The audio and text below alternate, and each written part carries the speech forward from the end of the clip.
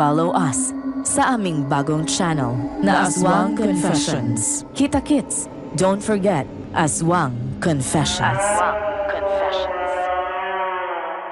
Bago natin simulan ng kwento, please like and share the video at huwag na ding kalimutang mag-subscribe.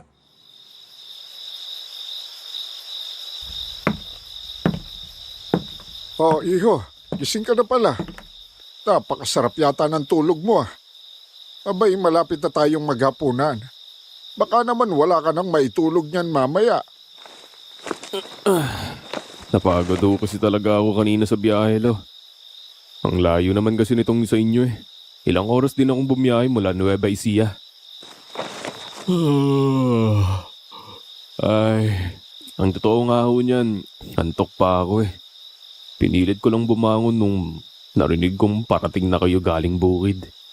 Ah, ganun ba? O siya, hayaan mo't mamadaliin ko ang pagluluto nitong hapunan natin para naman makakain ka na at maituloy mo yung pagpapahinga mo.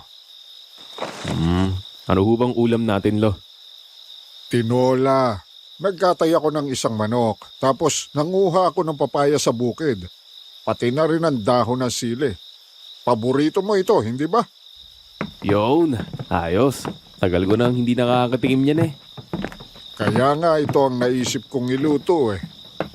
Pero teka, yun bang mga gamit mo sa kwarto, naayos mo na? Kasya ka ba naman doon? Pagpasensyahan mo na iho kung maliit lang ang kwarto mo. Kwarto pa kasi yun ng nanay mo nung siya'y dalagita pa.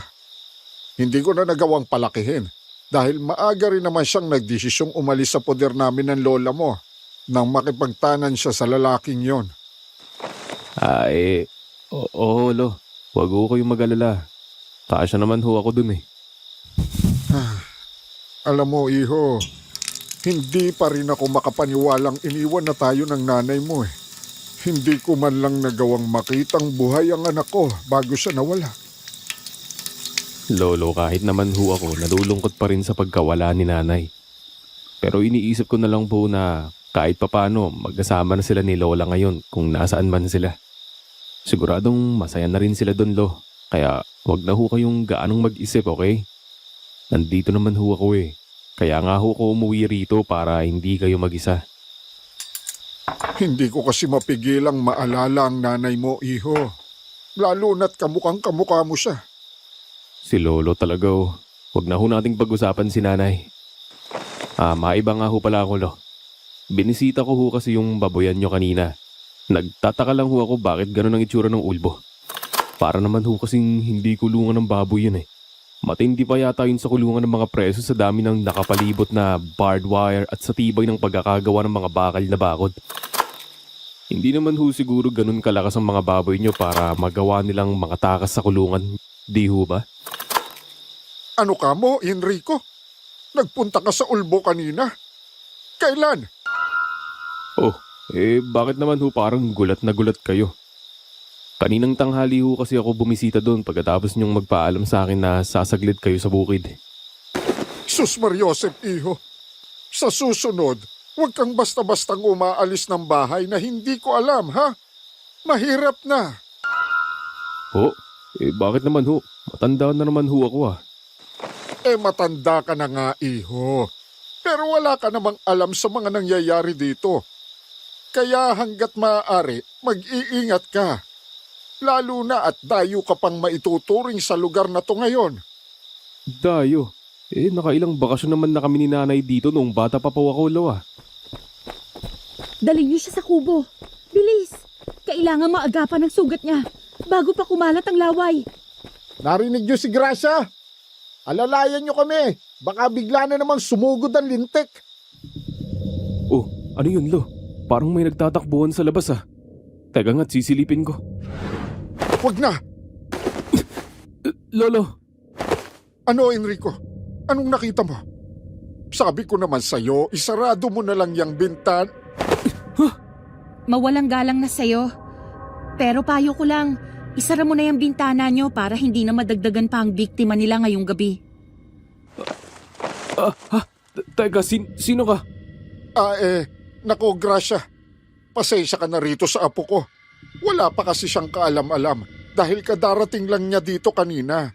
Wala pa akong nababanggit sa kanya tungkol sa... Hayaan nyo na ho, Mang Ikeng. Ipagpabukas nyo na lang ang tungkol doon kapag may sikat na ng araw. Basta ang bilin ko, isara nyong maigi ang bintana ninyo ngayong gabi. Dahil hindi namin nahuli ang umatake kay Mang Kanor kanina sa labas ng bahay niya. Bilog na naman ho kasi ang buwan ngayon. Kaya malamang tagutom na naman sila. Oo, Gracia. Salamat sa iyo. Susundin namin kaagad ang sinabi mo. Sige ho, Mang Ikeng. Mauuna na ho ako. Lo, sino ho ba yung babaeng yun? Nagulat ako, bigla na nang sumulpot sa harapan ko eh. Saka bakit ho ganun ang itsura niya? Kaya ganda-gandang babae na sana eh, kaso sobrang daming tattoo sa katawan. Daig pa mga ex-con sa Maynila.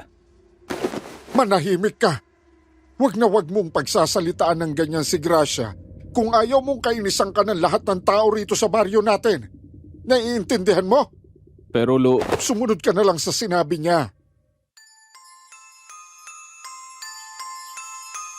Pero isang marahas na pag-iling lang ang isinagot sa akin ni Lolo. Pagkatapos ay takang-taka ako nang bigla na lang niya akong higitin palayo sa bintana ng sandaling yon. Sunod ay tarantang nagpalinga-linga pa siya sa paligid bago niya tuluyang isinara ang bintana na halos dala-dalawa pa ang seradura. Magtatanong pa sana ako pero tuloy-tuloy na dumiretso na lang si Lolo sa hapag at inaya na lang akong kumain ng gabing yun. Wala kaming kibuan habang magkaharap kami sa hapag at hindi ko masabi kung galit ba si Lolo noon o ano. Tapos pagkakain ay sinabihan niya na akong bumalik sa pagpapahinga at matutulog na rin daw siya. Parang biglang nawala sa wisyo si Lolo. Yun pa man din ang unang gabi ng pagtuloy ko sa bahay niya noon. Ako nga pala si Enrico Sir Jupiter, hindi ko po tunay na pangalan.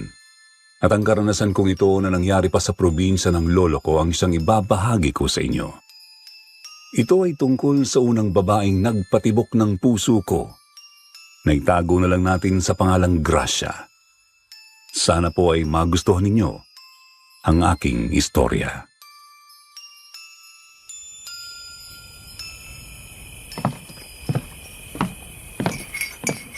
magandang umaga Holo. Oh, gising ka na pala, iho. Magandang umaga rin sa'yo.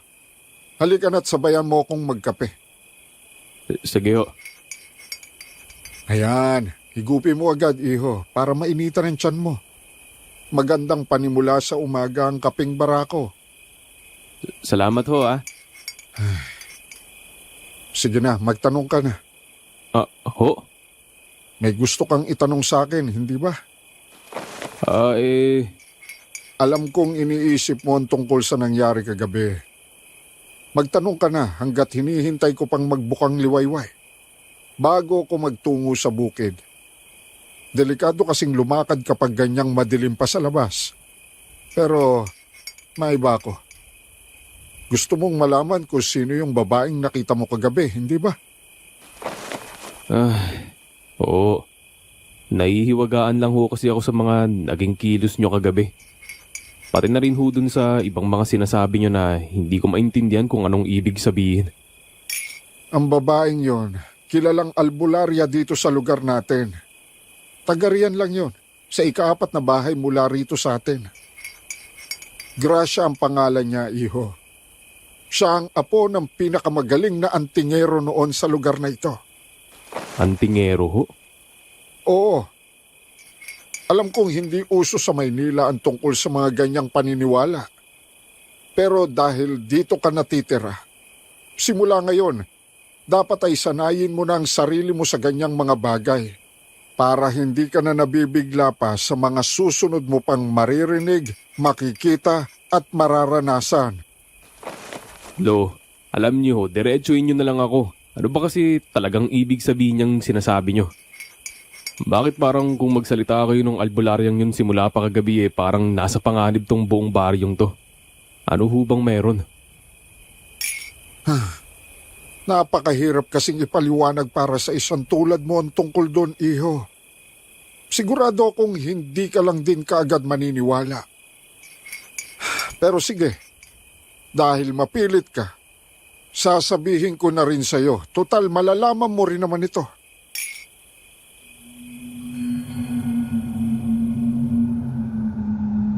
Inihanda ko ang sarili ko sa kung anumang sasabihin sa akin ng lolo ko.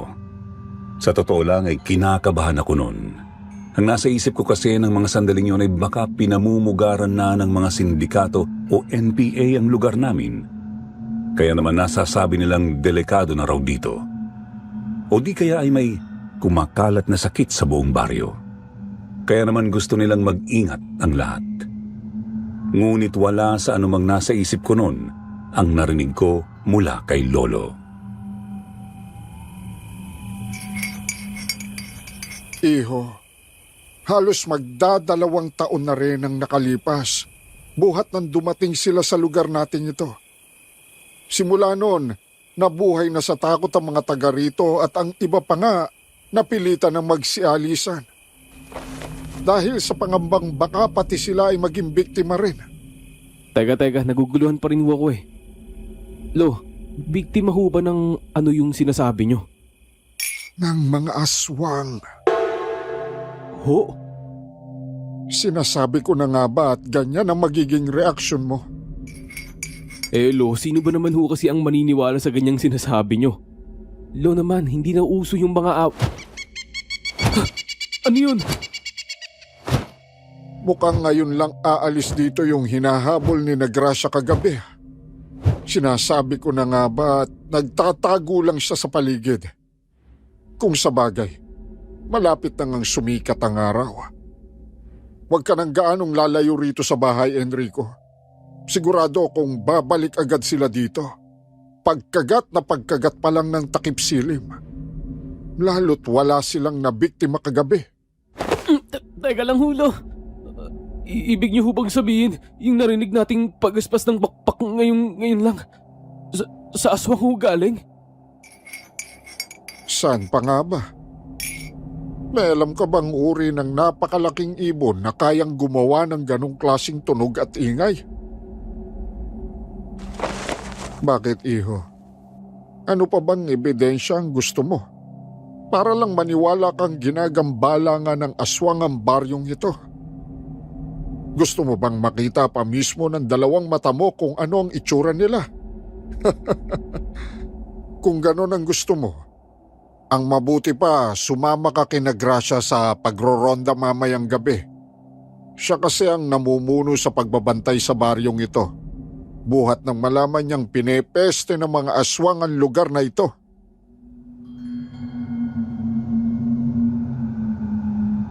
Bigla akong napipi sa sinabi sa akin ni lolo. Sa pagkakataong yun, gustuhin ko mang kontrahin ang pilit niyang ipinaniniwala sa akin. Hindi ko magawa. Bigla na lang akong nawalan ng isasagot kay lolo dahil sa totoo lang. Doon pa lang ay nakumbinsi na akong nagsasabi nga siya ng totoo at hindi niya ako basta pinagtitripan lang ng mga sandaling yon. Teka, paano ho ginagawa ni Gracia yun? Ginagamitan niya ng anting-anting ang mga aswang?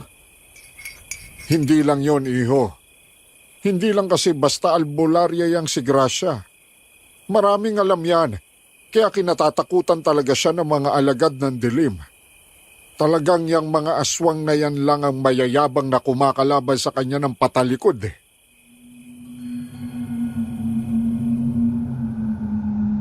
Hindi ko napigilang makaramdam ng paghanga kay Gracia nang sinabi sa akin yon ni lolo. Dahil tuloy doon ay parang napukaw niya ang kuryosidad ko. Lalo na nang maalala ko yung mga tato sa katawan niya na ngayon ko lang nakita sa isang babae.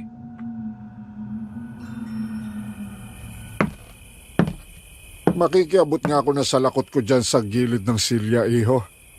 Ako'y aalis na at marami akong gagawin sa bukid ngayong araw. Siguraduhin mong pakakainin mo ang mga alagang baboy at manok ngayong umaga at mamayang hapon. Pero huwag kang papaabot ng gabi sa daan. Naiintindihan mo ba? Teka lo, hindi niyo ho ba ako isasama? Paano ho kung mapahama kayo? Kayo lang hong mag-isa eh. Abay, hindi na iho. Sa susunod na mga araw ka na lang sumama. Kapag nasanay ka na ng husto rito sa buhay probinsya, ayokong mabigla ka sa trabaho sa bukid.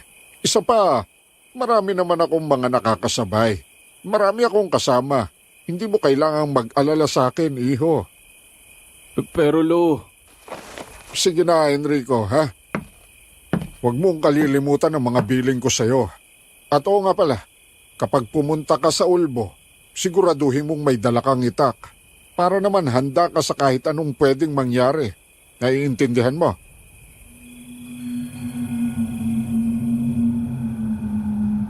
Hindi na ako hinintay pang makasagot ni Lolo. Tinalikuran niya na ako bago pa man ako makatango. Pagkatapos ay dire-diretso na siyang naglakad palayo, dala ang tungkod niya at bayong nalalagyan ng gulay. Napahilot pa ako noon sa sarili kong sentido dahil sa namumuong kaba sa dibdib ko ng mga sandaling yun para kay Lolo. Gusto ko siyang sundan o di kaya ipigilang makaalis ng mga sandaling yun. Pero inisip kong baka napapraning lang ako dahil sa mga isiniwalat ni Lolo sa akin. ay Enrico, ano ka ba? Itigil mo yan. Hindi ka dapat naduduwag sa mga ganong klaseng nilalang. Lakas-lakas mo makipagbasag ulo sa Maynila tapos aswang lang palang katapat mo. Ay, bakit ko ba kasi kinakausap ang sarili ko? Kung totoo man ang sinasabi ni Lolong may aswang nga sa lugar na to, dapat mas maging handa na lang ako. Yan, ganyan nga. Ay, putek aswang! Pasensya ka na. Nagulat ba kita? Ikaw? Oo, ako nga. Yung babaeng nanita sa'yo kagabi. Ako nga pala si Gracia. Anong ginagawa mo dyan? Bakit nakadungaw ka dyan sa bintana namin? Ay nako, kung may sakit lang ako sa puso, malamang inatake na ako. Dahil sa'yo. Kagabi mo pa ako ginugulat eh. Pasensya ka na ulit. Hinahanap ko kasi si Mang Iking. May gusto sana akong sabihin sa kanya. Nako, wrong timing. Kaalis lang ni Lolo, miss. Balik ka na lang ulit mamaya, mga bandang 4:00. Yun daw kasi ang oras ng tapos niya sa bukid eh. Siya nga pala, Enrico naman ang pangalan ko. Natutuwa akong makilala ka, Enrico. O sige, kapag umuwi ang lolo mo, pakisabi na lang sa kanya na dumaan ako. Mauna na ako sa'yo, ha? Teka lang, miss. May itatanong lang sana ako sa'yo kung pwede. Sige. Ano ba yon, Enrico? Aswang ba talaga yung hinahabol nyo kagabi? Oo. Hindi ka ba naniniwala? Hindi naman sa ganun, kaya lang bakit ikaw ang humahabol sa kanya? Hindi ka ba natatakot? Kababae mong tao tapos... Hindi ako natatakot. Sa totoo lang, sila nga dapat ang matakot sa akin. Dahil alam ko kung paano sila papatayin. Kasi apo ka ng pinakamagaling na antingero dito noon, di ba? Sa bagay, siguro, protektado ka talaga. Kaya malakas ang loob mo kahit na babae ka. Mukhang hindi ko yata gusto ang tabas ng dila mo, bata. Kilala mo ba kung sino yung kinakausap mo? Napalingon ako bigla noon sa lalaking nakisingit sa usapan namin ni Gracia. Nagsalubong ang kilay ko dahil halatang galit ang tono niya nang siya ay magsalita. Ruel! Hindi lang siya basta apo ng antingero. Siya mismo, mas marami pang kaalaman kaysa sa lolo niya. Siyang nagligtas sa baryong to nang atakihin kami ng mga aswang. Siya rin ang dahilan kung bakit hanggang ngayon, ligtas pa kaming lahat dito.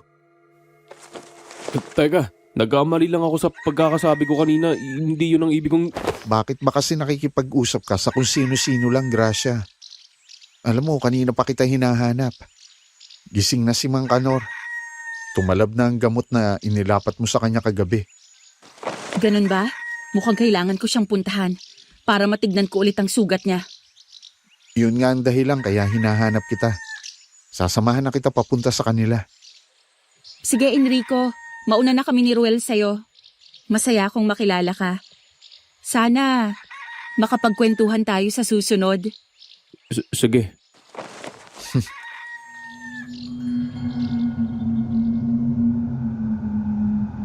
Ramdam ko ang masamang tinging ipinupukol sa akin ng lalaking nakabuntot noon kay Gracia na sa pagkakatanda ko ay nagngangalang Ruel.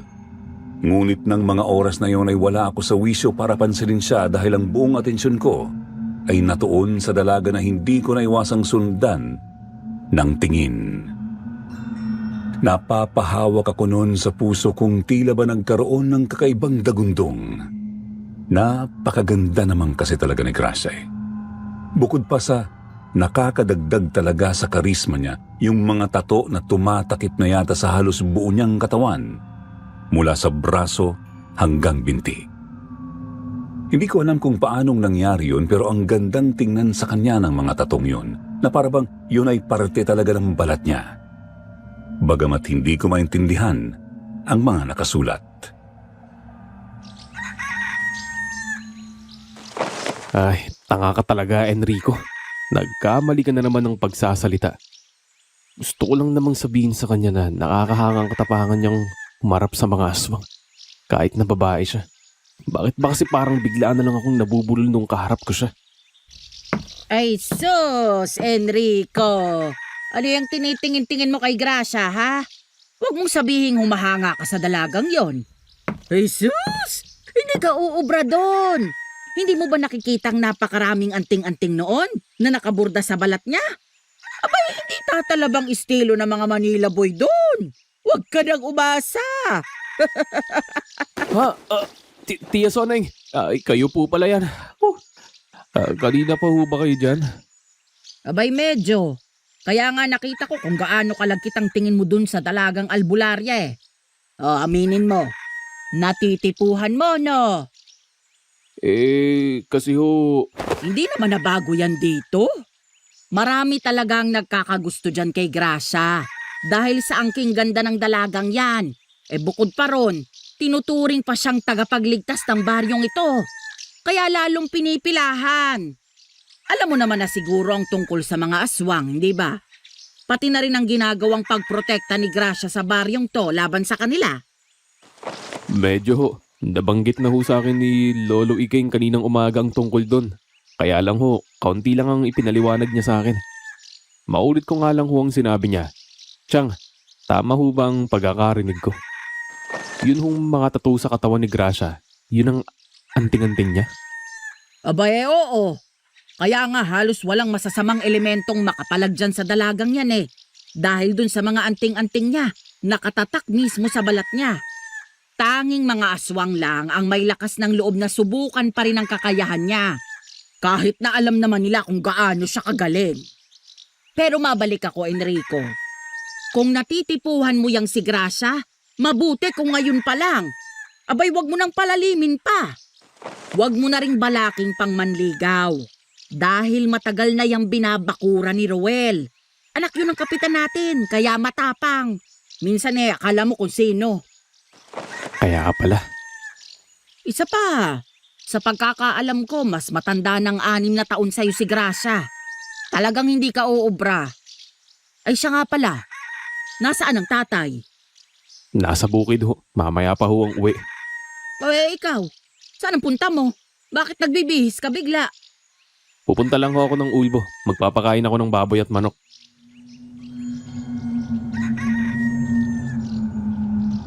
Hindi ko na hinintay noon na makasagot pa sa akin si Tia Sioning, ang nag-iisang kapatid ng nanay ko na iba ang tabas ng dila. Basta na lang ako noong lumabas ng bahay dahil medyo nainis ako sa mga sinabi niya sa akin. Ewan ko ba, parang hindi ko kasi matanggap na wala akong pag-asa kay Gracia. Talaga nga yatang tinamaan ako ng matindi sa babaeng yun sa unang pagkakita ko pa lang sa kanya. Lalo na nang malaman ko kung gaano niya katapang na hinaharap ang mga aswang sa baryong yun. Inabot ako ng tanghali sa pagtambay doon sa ulbo sa kaiisip ko kay Gracia. Di ko na malayang tanghaling tapat na pala. Nagulat na lang ako nung paalis na ako pero namataan kong parating na naman si Tia Sioning. Tiyang! Bakit pa ho kayo sumunod pa rito? Pauwi na ho sana ulit ako eh. Diyos ko, Enrico! Ang Tatay! Ano hong nangyari, Chang? Napaano ho si Lolo? Dinala siya ng mga kasama niyang magsasaka pa uwi. May malaking sugat sa leeg ang lolo mo. Inatake raw ng aswang ng tanghaling tapat. Ha? Ano ho? Tara na ho. Puntahan natin si Lolo.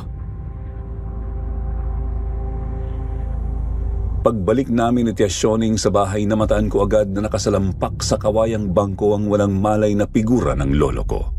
Habang sa harapan nito, ang dalagang si Gracia, na noon ay may hawak-hawak pang mga halamang gamot na kamukha ng mga nakatapal na noon sa leeg ng lolo ko.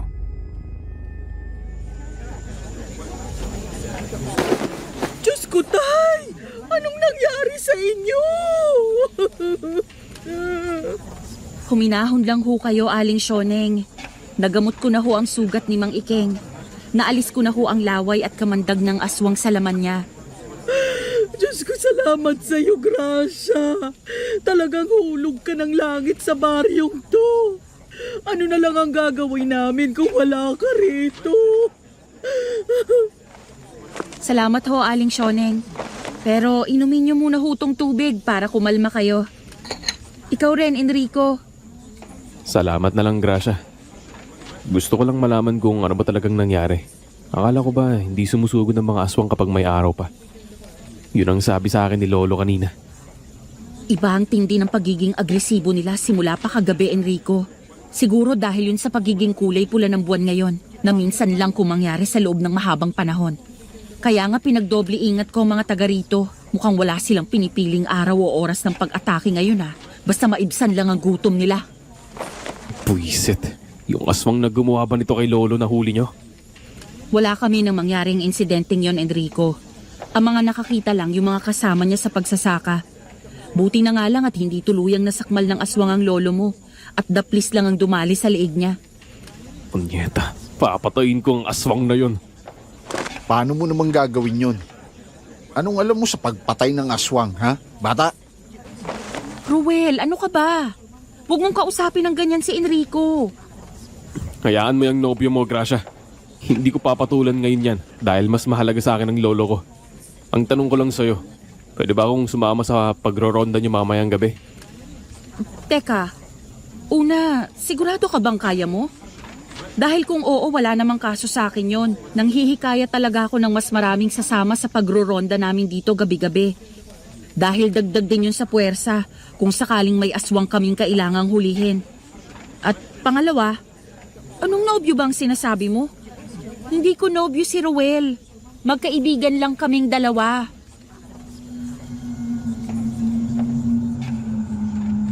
Hindi ko napigilang hindi mapangisi nang sabihin yun bigla sa akin ni Gracia, Sir Jupiter.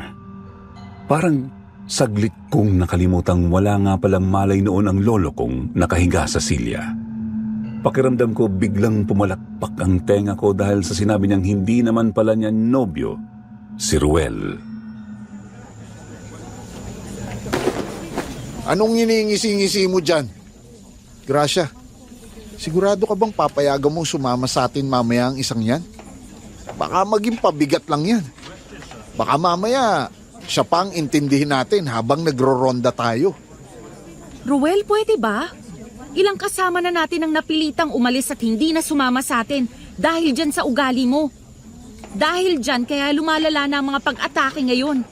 Hindi ko kayang protektahang mag-isang baryong to. Kaya ako nanghihingi rin ng tulong sa inyo. Pero Gracia, Kung ayaw mo, ikaw ang wag sumama. Lolo ni Enrico ang nasaktan. Hayaan mo siyang ipaglaban ng mahal niya sa buhay. Maraming salamat sa iyo, Gracia. Hayaan mo. Pipilitin kong hindi maging pabigat sa grupo nyo.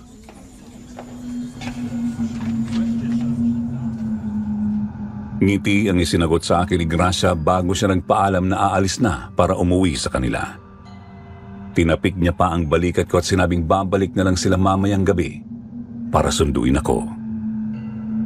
Pagpatak ng mga bandang 4:00 ng hapon, lahat ng bintana at pintuan sa bahay namin sarado na agad.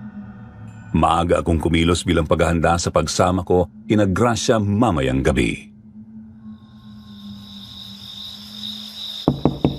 Enrico? Si Gracia to. Handa ka na ba? Ayos na ako, Gracia. Sa katunayan, kanina ko pa kayo hinihintay. O ano yan? Bakit parang wala ka man lang yatang kadaladalang armas? Anong balak mong gawin sa aswang na makakaharap mo? Susuntukin mo?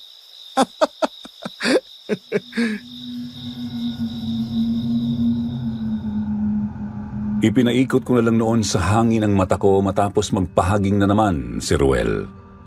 Pagkatapos itinaas ko ang laylayan ng suot kong kamiseta para ipakita sa kanila kung ano ang nasa tagiliran ko.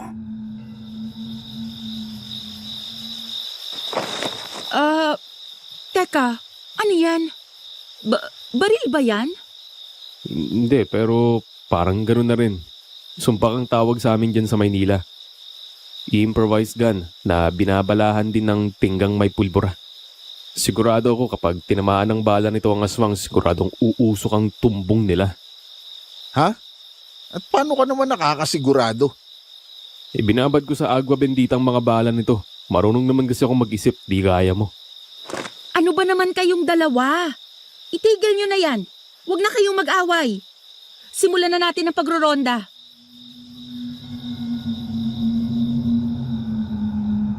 Matagal-tagal na rin naming nililibot ang buong baryo pero wala pa ring senyales ng kahit anong presensya ng mga aswang. Ilang beses na naming nilagpasan ang mga bahay sa labas ng sentro pero nanatili ang katahimikan ng paligid. Hindi tulad kagabi. Ngayon ay parang wala, ni anino ng mga halimaw. Napansin kong nagiging mas balisa na si Gracia. Kanina pa siya palinga-linga sa paligid para bang may hinahanap. Si Ruel naman tahimik lang, siguro dahil wala siyang mapuna sa akin ngayong gabing ito. Mukhang wala sila ngayong gabi. Hindi kaya may kakaiba silang binabalak? O baka naman natakot na sila sa'yo, Gracia. Akala mo ba hindi kumakalat ang balita? Hindi biro ang ginagawa nating pagbabantay dito gabi-gabi. Kaya sigurado kung alam nilang nasa labas tayo. O baka naman nagpapahinga lang sila.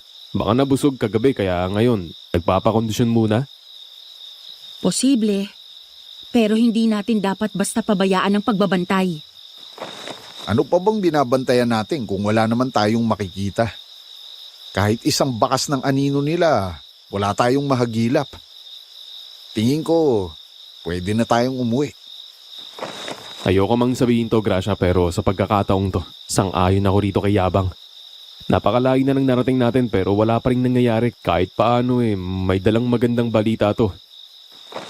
Ibig sabihin, kahit papaano nasisindak natin sila.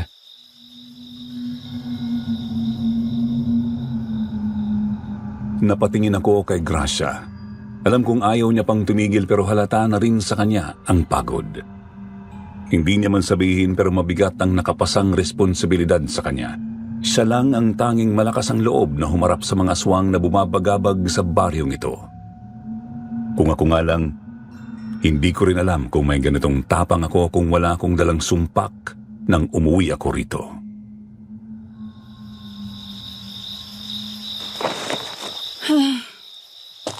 Sige, kung ganun, mag-uwian na muna tayo. Pero bukas ng gabi, babalik tayo sa ganitong oras. Para lang makasigurado tayo. Mabuti naman at naisipan mong makinig, Gracia. Tara na. Kanina pa sumasakit ang pako, kakalakad eh.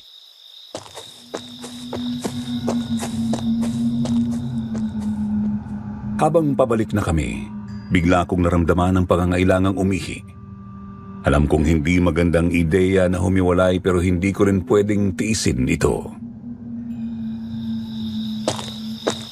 Mauna na ako. Susunod na lang ako sa inyo. Medyo naiihi na kasi ako eh. Ha? Pwede ka naman naming hintayin, Enrico. Nako, hindi na, Gracia. Saglit lang naman ako eh. Susunod din ako agad. Sigurado ka ba, Enrico? Hindi natin alam kung anong meron sa paligid. Baka mamaya... Masyado ka namang nag-aalala sa akin. Kaya ko na to. May sumpak naman ako. Tsaka ilang minuto lang ako. Hindi ako lalayo.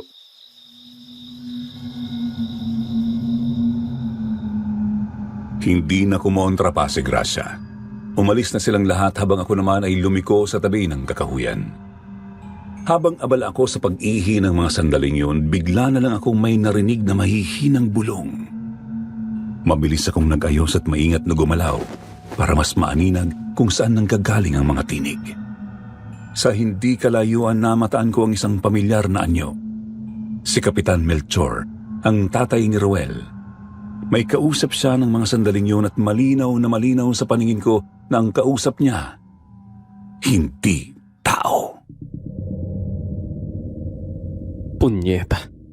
Aswang ba yung kausap ni Kapitan? Naiintindihan ko. Pero hindi pwedeng malaman ng kahit sino na may koneksyon ako sa inyo. Hindi pa panahon.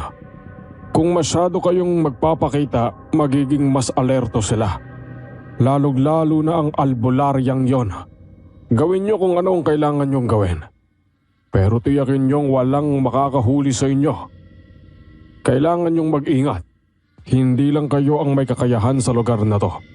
Huwag kayong magmadali. Darating ang tamang oras. Teka, anong ibig sabihin nito? Napatigil ako sa likod ng isang malaking puno. Pinipigilan ang paghinga ko. Si Kapitan Melchor, may kinalaman ba sa mga aswang? Mabilis akong umatras palayo. Tinatakbo ang direksyon pabalik kina Gracia. Balak ko sana noon sabihin agad sa kanyang nakita ko, pero habang naglalakad, may bumabara sa isipan ko. Paano kung malaman nilang ako ang nagsuplong sa kanila? Baka balikan nila sina Lolo at Tia Sioning. Hindi ko ito pwedeng sabihin. Hindi ngayon. Pigil ang hininga kong bumalik sa bahay. Pilit pinapakalma ang sarili ko. Ngunit isang bagay ang sigurado. Hindi na ako makakatingin kay Kapitan Melchor ng tulad ng dati. Hindi ko inasahan na magiging ganon siya sa kabila ng ilang taon na niyang panililbihan sa baryong yun bilang kapitan.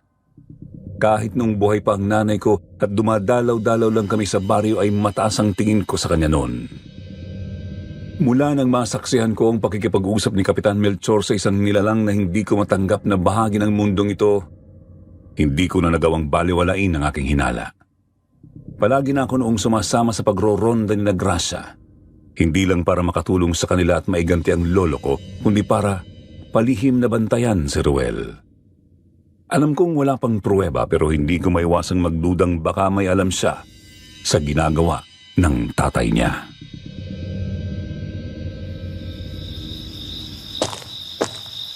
Enrico, pwede ba kitang makausap? Oh, Gracia, ano yun? May nararamdaman ka bang aswang sa paligid? Hindi.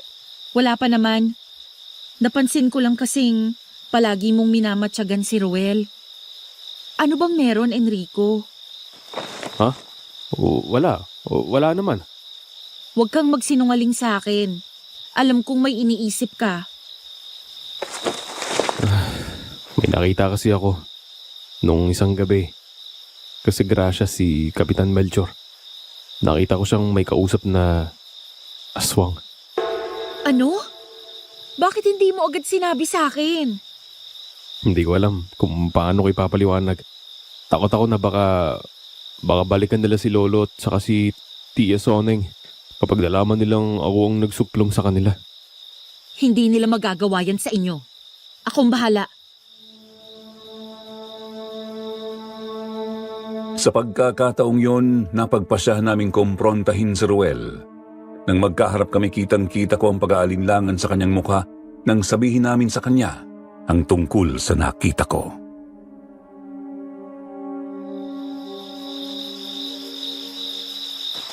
Ruel, anong alam mo sa ginagawa ng tatay mo? Ano? Wala akong alam sa sinasabi nyo. Huwag kayong gumawa ng kwento. Ilang dekada nang naninilbihan ang pamilya namin sa baryong to. Hindi magagawa yan ng tatay ko. Sigurado ka ba dyan sa mga sinasabi mo, ha? Paano may papaliwanag sa akin ang nakita ko? Nakikipag-usap siya sa isang aswang, Ruel. Hindi mo ba alam ang pinaggagawa ng tatay mo? Hindi.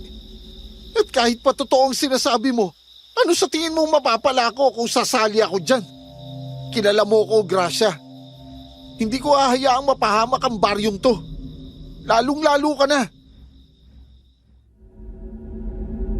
Nag-aalab ang mga mata ni Gracia, puno ng pagdududa kay Ruel. Pero sa kalagitnaan ng pagtatalo naming yon, bigla na lang naming nakitang nanlaki ang mga mata ni Ruel. Gracia, ingat!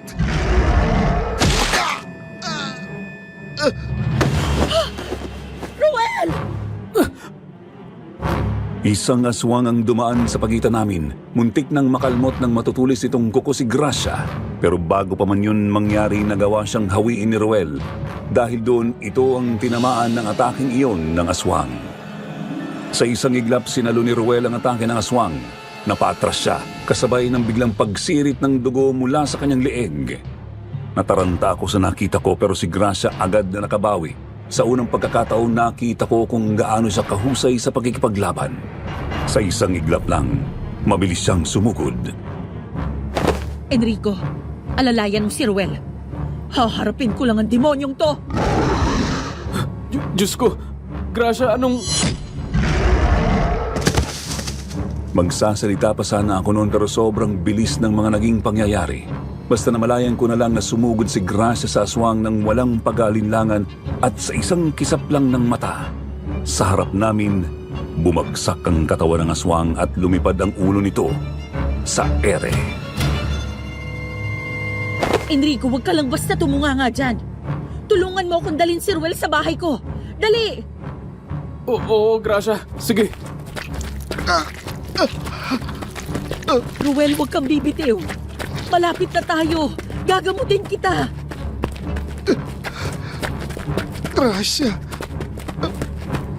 maniwala ka. Kung ano man ang ginagawa ng tatay ko, wala akong alam doon. Hindi ako... Naniniwala ako sa'yo, Ruel. Huwag ka na munang magsalita. Ang dami ng dugong nawala sa kanya. Gracia, kailangan magmadali na tayo. Wala kaming inaksayang sandali sa pagdadala kay Ruel sa bahay ng dalagang albularya.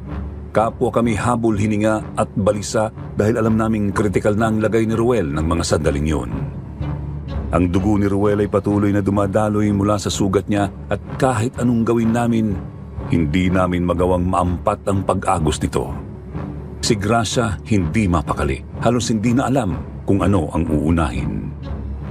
Pagkarating sa bahay, agad na kinuha ni Gracia ang kanyang mga gamit sa panggagamot. Wala siyang sinayang na sandali. Ginamit niya ang lahat ng natutunan niya mula sa kanyang lolo. Nanginginig ang kamay niya habang pinipilit na pigilan ang pagdurugo ni Ruel. Hindi na rin niya napigilang umiyak ng mga sandaling yon sa tindi ng mga nangyayari. Huwag kang susuko, Ruel. Kaya mo yan. Alam ko kaya mo pa. Hindi ka pwedeng mamatay ng ganun-ganun na lang. Gracia, tama na. Alam ko namang ginawa mo na ang lahat. Ruel, ano ba? Huwag kang magsalita ng ganyan. Hindi mo... hindi mo kailangan malungkot, Gracia. Nang magdesisyon akong tulungan ka sa ginagawa mo para sa baryong to, hinanda ko ng sarili ko dahil alam kong pwede talagang mangyari to sa akin. Hinimas ni Ruel ang mukha ni Gracia. Sa kabila ng sakit, isang banayad ng ngiti ang bumukas sa kanyang labi. Hindi na niya kayang itago ang katotohanang mahina na siya. Kahit ako noon, halo-halong emosyon ang nararamdaman ko. Hindi kami naging magkasundo ni Ruel, pero hindi ko gusto ang sinapit niya. Gracia, gusto ko lang malaman mo na kahit kailan hindi kita magtataksilan. Hindi ko magagawa sa iyo yun. Ruel, patawarin mo rin ako. Patawarin mo ko dahil hindi ako nagtiwala sa'yo. Dapat hindi ako nagduda sa'yo. Ruel, pare patawad din. Dapat hindi kita pinagdudahan. Hindi ko naman gustong... Alam ko. Sa totoo lang, nagpapasalamat ako sa iyo. Ngayong alam niyo nang ang ama ko ang may gawa ng lahat ng nangyayaring ito rito sa baryo. Magagawa niyo na siyang pigilan. Pasensya na kayo sa kanya. Kayo na rin ang bahala. Ruel, wag ka nang magsalita pa. Nagpapatawag na ako nang magdadala sa'yo sa ospital. Bago pa man makasagot si Ruel, biglang bumukas ng malakas ang pinto. Lumagabog yun sa dingding, dahilan upang mapalingon kaming lahat sa bagong dating. Si Kapitan Melchor. Nanlaki ang mga mata nito nang makitang sinapit ng anak, para bang saglit siyang nawalan ng kakayahang magsalita. Kitang-kitang pagkagulat at pagkagimbal sa kanyang muka, ngunit bago pa siya makagalaw, Huwag kang gagalaw ni isang pulgada, Kapitan. Alam ko na ang totoo tungkol sa'yo. nagtagis ang bagang ni Gracia habang unti-unting lumalapit kay Kapitan Melchor. Nagngangalit ang kanyang mga mata, puno ng galit at paninisi. Hindi na niya kayang kimkimin pa ang nalaman niya. Alam ko na kung anong ginagawa mo. Alam ko na kung bakit hindi matigil-tigil ang pananalasa ng mga aswang sa baryong to. Ikaw ang may kasalanan. Anong sinasabi mo, Gracia? Wala akong alam sa... Huwag mo kong gawing tanga, Kapitan. Alam ko na ngayong binenta mo ang baryo natin sa mga aswang, kapalit ng ginto. Nakita na mismo ng mga kasamahan ko ang ebidensya doon sa sarili niyong pamamahay. Alam kong alam mo ang itinatagong yaman ng mga aswang sa kanilang kuweba. Alam kong ikaw ang nagbigay sa kanila ng pahintulot na manalasa rito, kapalit ng sarili mong kasakiman. Natigilan si Kapitan Melchor. Sa unang pagkakataon, hindi siya nakasagot. Kahit ako noon napatang rin sa sinabi ni Gracia. Kaya pala biglang nawala ang mga kasama namin kanina ay dahil inutusan niyang mga itong maghanap ng ebidensya sa bahay ni Kapitan Melchor. Ngayon ang mukha ng kapitan, mula sa gulat, unti-unting napalitan ng lungkot at pagsisisi. Ikaw ang may kasalanan. Ikaw ang dahilan kung bakit nagkakandamatay ang mga tao rito. Ikaw ang dahilan kung bakit ngayon si Ruel...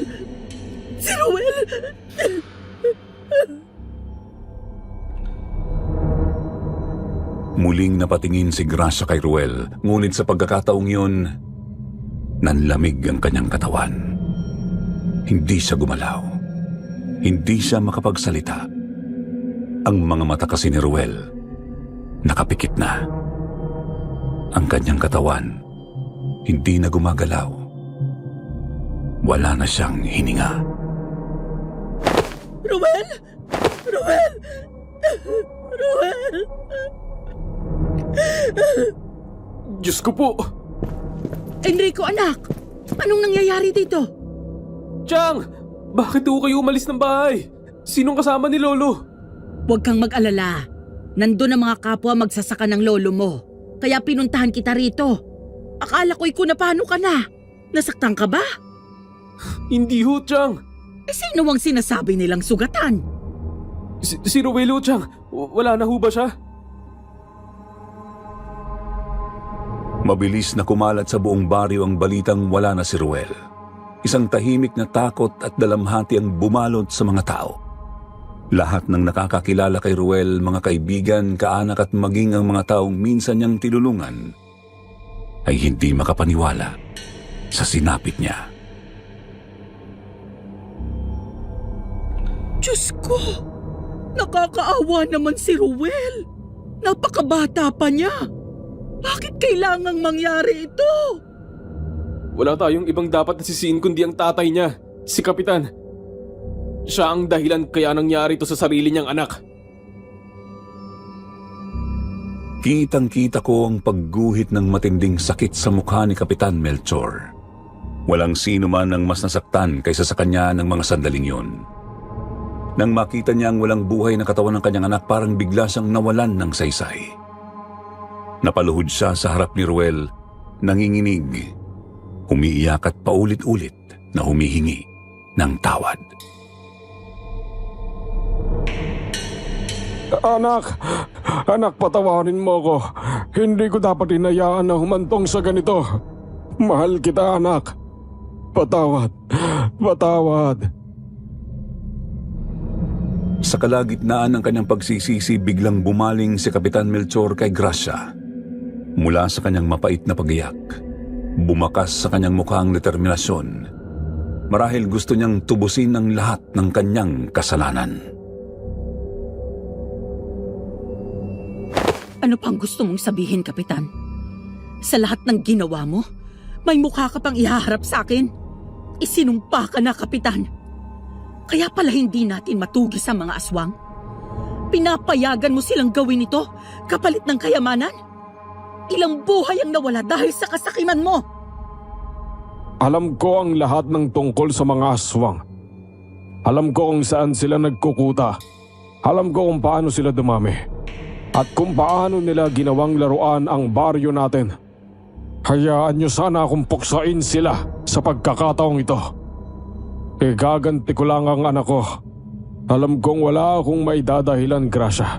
Wala akong karapatang humingi ng tawad. Pero ngayon gusto kong tubusin ang kasalanan ko. Sasama ako sa inyo. Ituturo ko sa inyo ang kuta nila.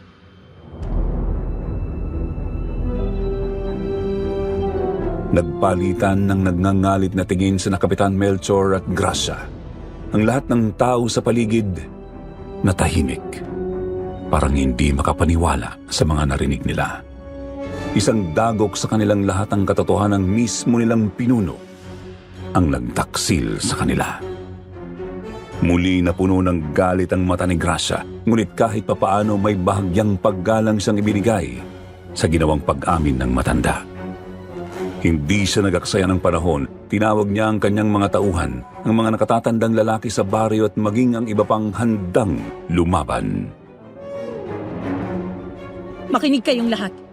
Ngayong gabi, hindi na tayo magiging biktima. Ngayong gabi, babawiin natin ang baryong to sa mga hayop na yon. Pupunta tayo sa kuta ng mga aswang at wawakasan natin ang kalupitan nila. Isa-isang lumapit ang mga tao, mga armadong magsasaka, matatapang na binata at maging ang ilan sa matanda na ngunit malalakas pa rin. Gracia, ako rin. Sasama ako. Hindi, Enrico. Hindi kita pwedeng isama. May kailangang maiwan sa baryo para magbantay. Hindi natin pwedeng hayaan na mapabayaang muli ang mga tao rito.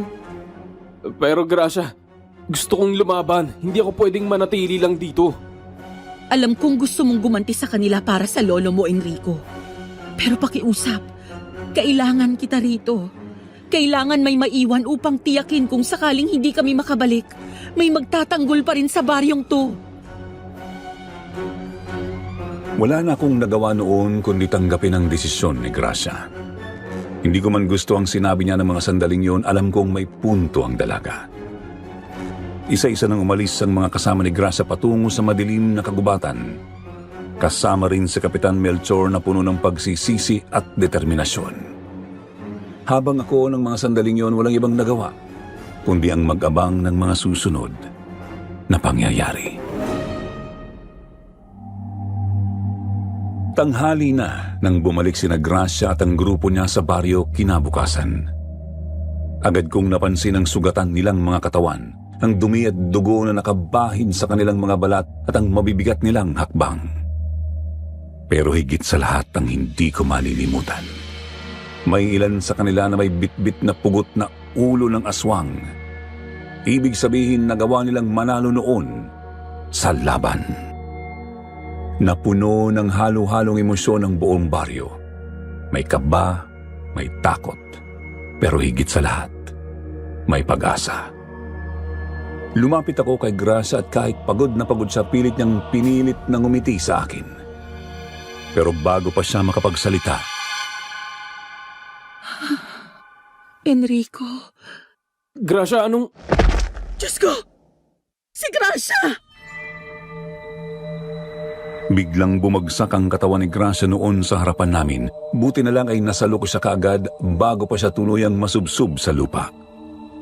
Agad akong napatingin kay Lolo Iking at kay Tia Sioning na lumapit sa amin. Kitang-kitang pag-aalala sa kanilang mga mukha. Nagkatinginan kami ng mga tao pero ako na mismo ang nagpaliwanag. Meron siyang pulso. Salamat sa Diyos. Mukhang nawalan lang siya ng malay dahil sa sobrang pagod. Hindi ko man alam kung yun nga talaga ang dahilan pero yun ang sinabi ko para hindi na magpanik ang lahat. Pinagtulungan naming buhatin si Gracia papunta sa bahay niya dahil may kakaibang bigat ang katawan niya ng mga sandaling yun. Nang ihiga ko siya sa banig, saka ko lang napansin ang kakaibang pagbabago sa balat niya. Namamaga at namamantalang mga tattoo niya sa katawan.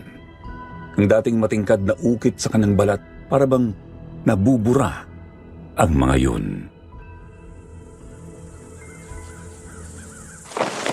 Huwag kang mag-alala, Enrico. Ganyan talaga ang nangyayari kapag ginagamit ni Gracia ng gusto ang kanyang mga anting. Ibig sabihin, ganito siya tuwing lumalaban sa mga aswang? Ang bawat anting niya may kapalit. Kapag sobra ang paggamit niya, naniningil ang katawan niya ng pahinga.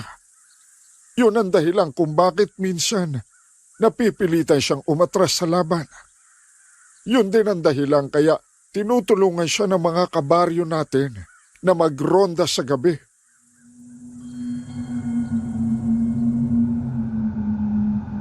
Napatingin ako kay Gracia. Sa kabila ng lahat ng tapang niya, sa dulo, tao pa rin siya. Napagod, nasaktan, at ngayon nakahandusay sa harapan ko. Hindi ko alam kung bakit biglang kumirot ang dibdib ko. 4 na araw ang lumipas at sa loob ng panahong yun, hindi ako umalis sa tabi niya. Inalagaan ko siya.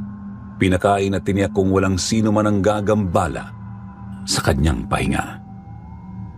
Ngunit habang lumilipas ang oras, hindi ko mapigilang mapansin kung gaano ko siya hinahangaan. Kahit nakahiga siya at mahina, maganda pa rin siyang pagmasdan. Lalong lumalim ang nararamdaman ko para sa kanya. Tama na, Enrico. Hindi ito ang tamang panahon para sa mga ganyang bagay. Pero kahit ilang beses kong sabihin sa sarili kong kalimutan ang nararamdaman ko, hindi ko rin pala kakayanin. 4 na gabi, sa wakas gumalaw si Gracia. Dahan-dahan siyang dumilat at nagtagpo ang mga mata namin. Nanlaki ang mga mata ko. Hindi ako handa para dito.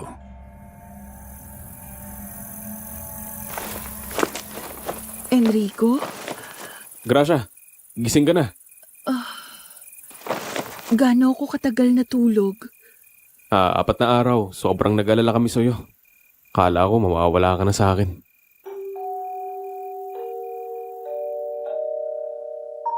Hindi ko alam kung anong sumapi sa akin ng mga oras na yon. Sa halip na pigilan ng sarili ko, bigla na lang lumabas sa bibig ko ang matagal ko nang gustong sabihin.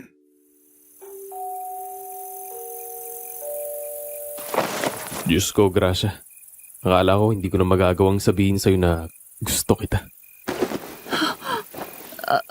Anong sinabi mo, Enrico? Ha?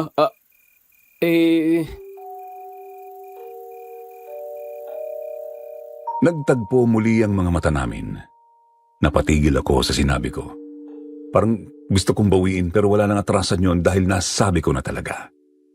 Hinintay ko ang magiging sagot niya, ang magiging reaksyon niya. Ngunit hindi ko inaasahan ang sunod niyang ginawa. Ngumiti siya. Nagulat ako sa ngiting ibinigay sa akin ni Gracia. Isang matamis ngunit may halong lungkot. Hindi ko alam kung anong ibig sabihin nun kaya nanatili akong nakatitig sa kanya.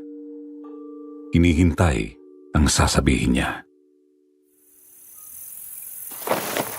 Enrico, matagal ko nang gustong sabihin sa'yo to. Ha?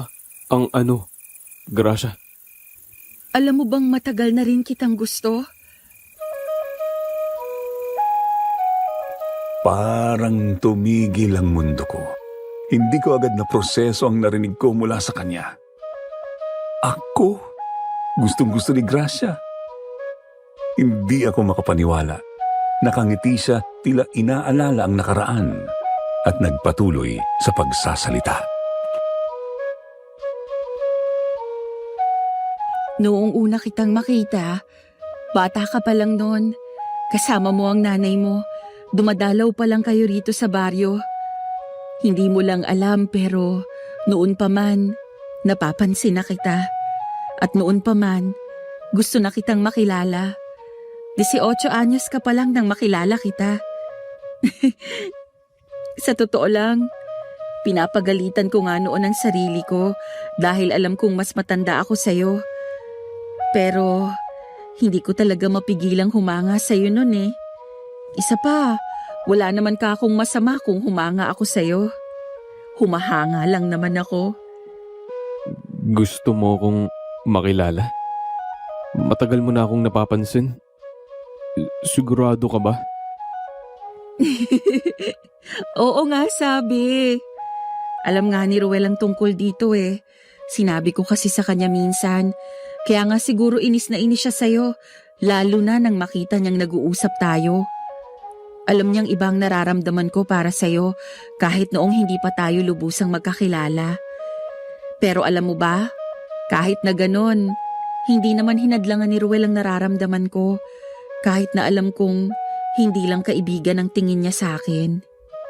Ibig sabihin, talagang mahal ka niya.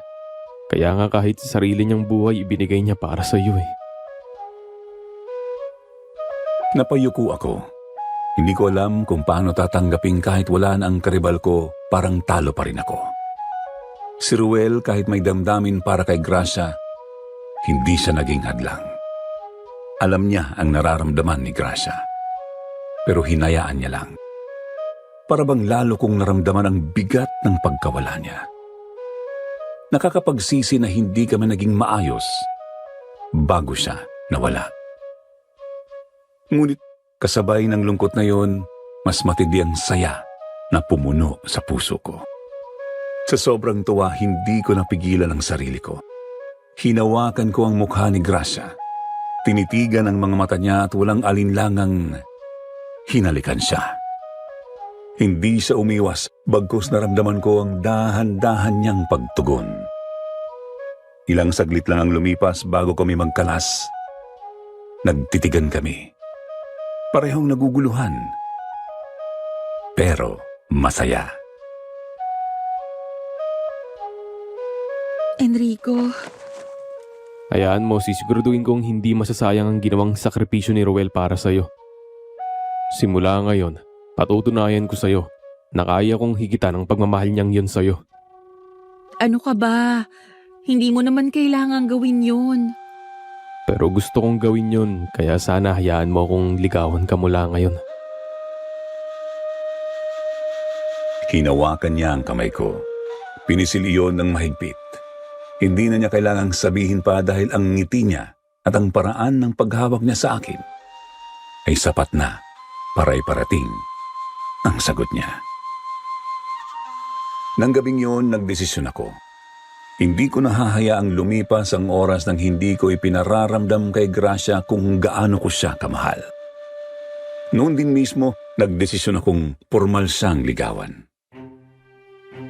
Naging masaya ang mga sumunod na araw sa baryo, bagamat nagluluksa pa rin ang ilan para kay Ruel. Naramdaman namin ang isang bagong simula. Pagkalibing kay Ruel, nagbitiw sa pwesto si Kapitan Melchor.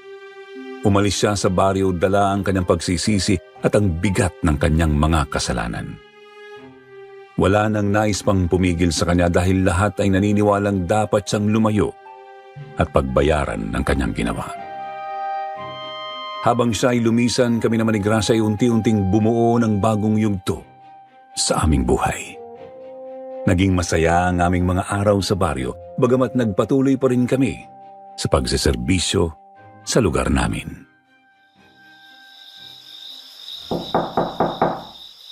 Ha? 10 oras na ng gabi ah. Sino kaya yung kumakatok? Mahal, silipin mo muna bago mo buksan ang pintuan ha. Storbo naman eh. Natutulog na yung mga bagong kasal eh. Ang dami mong reklamo. Sige na, pagbuksan mo na yung kumakatok. Ay, ano pa nga ba? Sino ba yan? Sino yan ha? Enrico, iho. Si Tias Yoneng ito. Kasama ko ang lolo mo. Ha? O tiya, ano hong meron? Bakit napasugod kayo ni Lolo bigla? May nangyari ba? Kasi naman Apo, bigla na lang may kumatok sa bahay ngayon lang. Mag-asawang taga-ron daw sa kabilang barangay. Yung buntis, manganganak na raw. Pupunta raw sana sila sa ospital. Kaya lang Kaya lang ho ano? Kaya lang ay may humabol daw sa kanila, iho. Mga aswang hubang humabol kay Lolo Ikeng? Oh, Gracia, ikaw pala. Pasensya na ako na istorbo namin ng tulog mo. Saka isa pa, ano ka ba naman bata ka? Kasal na kayo ng apo ko ngayon. Kaya lolo na rin ang itawag mo sa akin. Maliwanag? Oho, sige Lolo Ikeng. Mahal, bakit hindi mo sila papasukin? Ano ka ba? Bakit naman kasi bumangon ka pa sa higaan? Bumalik ka na ron sa pagtulog. Ako nang bahalang tumingin dun sa mag-asawa. Teka lo. Bakit pala iniwan nyo sila sa bahay? Baka naman pasukin pa sila ng mga aswang dun sa atin. Hindi nila magagawa yon, iho. Sinunod ko ang bilin sa akin ni Gracia at palagi akong naglalagay ng pangontra sa loob at labas ng bahay. Kaya lang, ang inaalala namin nitong si Tia Shoning mo wala sa amin ang marunong na magpaanak. Pumutok na kasi ang panubigan ng babae. Ho? Napailing na lang ako nang makita kong nagbihis na agad ang asawa ko para hindi na ako makatanggi. Hindi ko alam noon kung matatawa ba ako o ano, pero sa huli wala na akong nagawa kundi ang hayaan siyang sumama sa amin ni Lolo pauwi. Kung saan nila iniwan yung mag-asawang taga-kabilang baryo na hinahabol daw ng mga aswang. Ang totoo kasi niyan, nakarating sa mga karating lugar ang nangyari noon sa pagitan ng baryo namin at ng mga aswang. Kaya naman simula noon ay marami na ang nagtangkang alamin kung totoo ba yon. Marami na rin ang ginustong humingi ng tulong sa amin. Pero matindi naming pinabulaanan ang kahit na anong kumakalat na tsismis dahil gusto namin ng payapang buhay.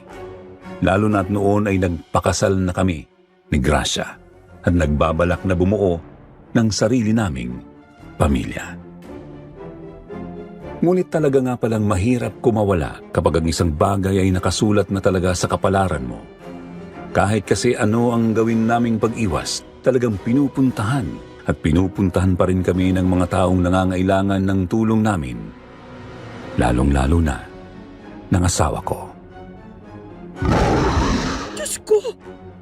Ayan na ba yung mga aswang na humahabol doon sa mag-asawa? Mga mukhang malalaking baboy ramo na yan ah! Tatapang ng mga itong mag-abang sa labas ng bahay namin. Bigla kong hinugod ang sumpak na nasa tagiliran ko ng mga sandaling yun. Biglang pinanlakihan ng mata ng 3 aswang na noon ay nag-aabang sa labas ng bahay ni Lolo Ikeng. Sinisipat ang buntis na malapit ng mga anak sa loob. Nang makita nila kami, bigla na lang silang nagtatakbo, palayo.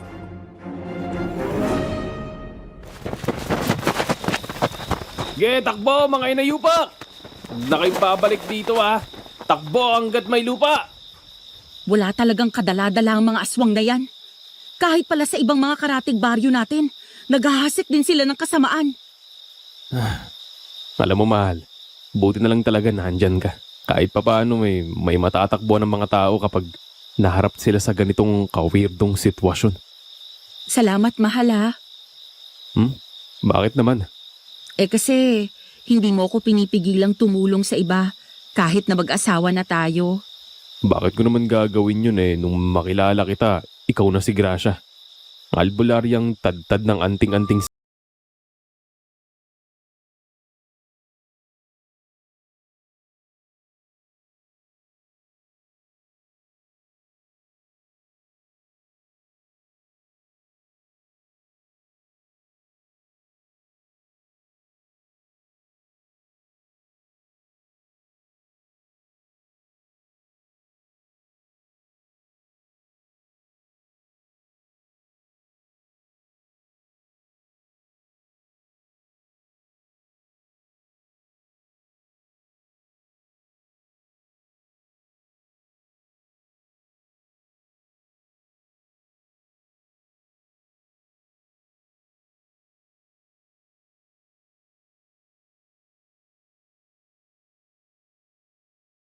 Sa mga sumunod na taon, marami kaming natulungan. Hindi lang ang mga taong ginagambala ng aswang, kundi pati na rin ang mga nilalang na hindi madaling ipaliwanag sa iba. Mga laman lupa na nawala sa kanilang mundo. Mga engkantong nagkaroon ng hindi pagkakaunawaan sa tao at maging ang ilang ligaw na kaluluwa na hindi matahimik. Naging bahagi ng aming buhay ang pag-aalaga sa baryo. Ang pananatiling gising sa gabi upang bantayan ang mga nangangailangan ng tulong. Pero kahit pa ganoon, hindi ko siya hinayaang mag-isa sa laban niyang ito. Lagi akong nasa tabi niya, handang humawak ng sumpak kung kinakailangan, handang maging proteksyon niya sa kahit anong panganib. Lumipas ang ilang taon at nagpatuloy ang ganong buhay namin. Hanggang sa isang gabi, habang nakaupo kami sa harap ng aming tahanan sa baryo, biglang nagsalita sa akin si Gracia. Sinabi niyang pagod na siya. Hindi dahil nagsawa siya sa ginagawa niya, kundi dahil gusto na niyang mamuhay ng normal. Gusto na niyang maranasan ng tahimik na buhay, ang buhay na hindi ginugulo ng mga halimaw at nilalang sa dilim. Nang marinig ko yun, hindi na niya kailangang magpaliwanag pa. Alam kong dumating na ang tamang panahon para ibigay sa kanya ang buhay na matagal na niyang karapat-dapat makuha. Kaya't nagdesisyon ako. Iniwan namin ang baryo at dinala ko siya sa Maynila. Doon kung saan hindi na niya kailangang maging isang albularya, kung saan maaari siyang mamuhay ng payapa. Nagpaalam kami sa baryo, sa mga taong ilang taon naming pinotektahan. Agad naman nilang tinanggap ang desisyon namin ng bukal sa kanilang loob. Sa Maynila na kami nanirahan at doon sinimulan ang panibagong yugto ng aming buhay. Sa paglipas ng mga taon, nagkaroon kami ng 3 anak. Lahat sila'y lumaki ng walang kamalay-malay sa madilim na nakaraan naming 2. Naging maayos ang buhay namin. Malayo sa takot